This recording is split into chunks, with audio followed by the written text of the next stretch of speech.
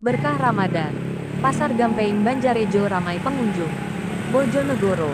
Kabar 1 TV. Bulan suci Ramadan menjadi berkah bagi warga dan pedagang Pasar Gampeng Desa Banjarejo, Kecamatan Sumberjo, Kabupaten Bojonegoro, Provinsi Jawa Timur.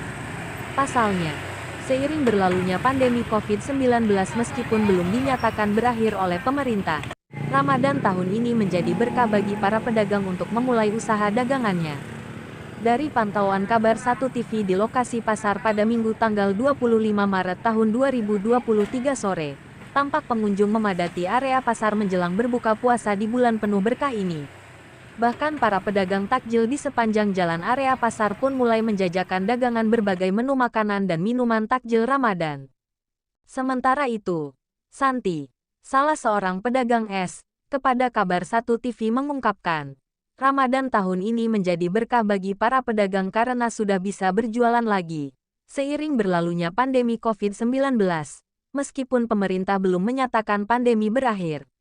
Kabar 1 TV Bojonegoro, Imam MK mengabarkan,